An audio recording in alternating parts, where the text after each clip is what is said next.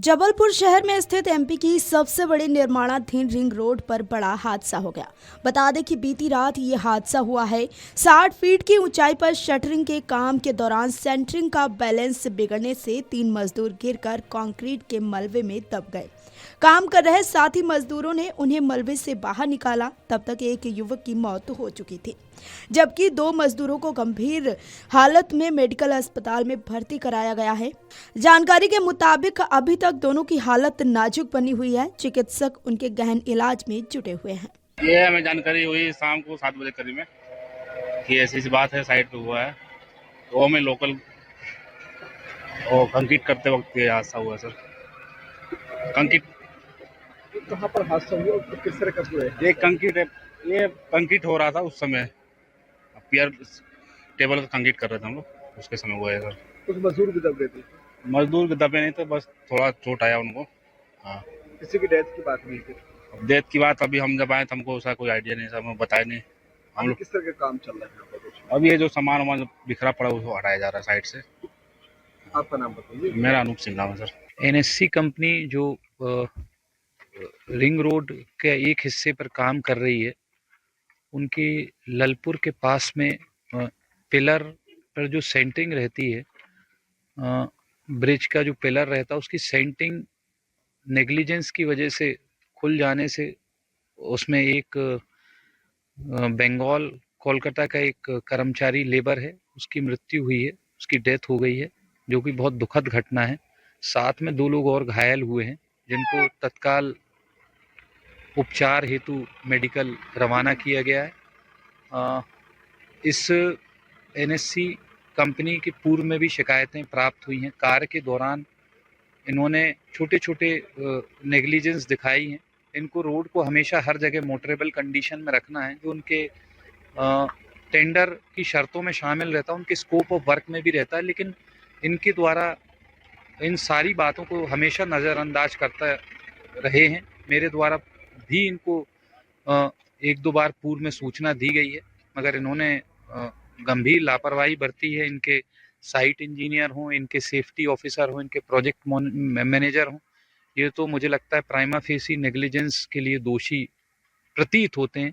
इसकी विधिवत पूरी जांच हो जाए, क्योंकि कुछ वीडियोस भी हैं, मैंने तो वीडियो नहीं देखे, मगर जो उपस्थित यहाँ जन थे, हमारे मंडल अध्यक्ष यहाँ उपस्थित थे, अन्य भी सरपंच यहाँ उपस्थित थे, अन्य व्यक्ति यहाँ उपस्थित हुए थे, उन्होंने कुछ वीडियो भी बनाए हैं, जिसमें कि स्पष्ट दिख रहा है कि वो लोग नीचे उतर रहे हैं, कुछ लोग जो रह गए थे ऊपर, क्योंकि ऐसा भी लगा कि शायद नीचे ज़्यादा लोग दबे हो सकते हैं, मगर वो तो ऐसा कुछ नहीं बताया गया। मगर जितना समझ में आ रहा है प्राइमा फेसी, हालांकि इसकी जांच होनी चाहिए और जो भी दोषी हैं उन पे कार्रवाई भी होना चाहिए, क्योंकि भले ही लेबर कोलकाता की है, मगर चूंकि वो है तो हमारे देश का ही रहने वाले, हमारे मध्य प्रदेश में और हमारे जिले में यदि काम कर रहा है तो उसको सुरक्षा देने की जिम्मेदारी एनएचएआई की भी है। उसमें कौन से एनएचएआई के इंजीनियर थे, उन्होंने क्या सेफ्टी मेजर्स अपनाए, और जैसा इन लोगों ने बताया, यहाँ जब काम भी चलता है तो उनको प्रॉपर कोई सेफ्टी अप्लायंसेस नहीं देते हैं।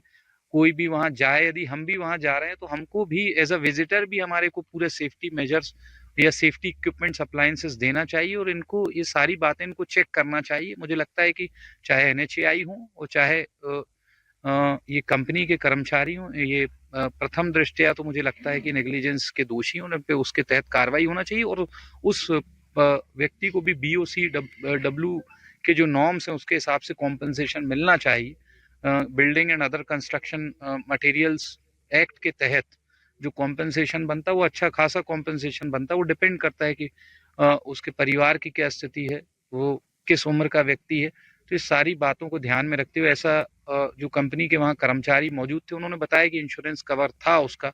उसके अलावा भी कंपनी क्या देगी उनको, हम कल एक शिकायत भी लिखित में सारे लोग हम एसडीएम और टीआई को देंगे, ताकि कार्रवाई भी हो और कॉम्पनसेशन भी दिया पूरी जाए। घटना में कितने लोग घायल हुए और कितने की मौत हुई? एक व्यक्ति की मृत होने की जानकारी लगी और 2 लोग घायल हैं। नाबालिग ऐसा भी कहा जा रहा है कि नाबालिग से काम कराया जा रहा है। ऐसा बताया है। अब यदि वीडियो कुछ बाइट्स हैं, ऐसा उपस्थित जनों ने बताया कि उन्होंने कुछ वीडियोस बनाए हैं जिसमें एक कोई 17 वर्षीय व्यक्ति के काम करने की बात आई है। हालांकि सारे जांच के विषय हैं। एसडीएम और टीआई मौके पर आए थे, उनके संज्ञान में सारे विषय ला दिए गए हैं।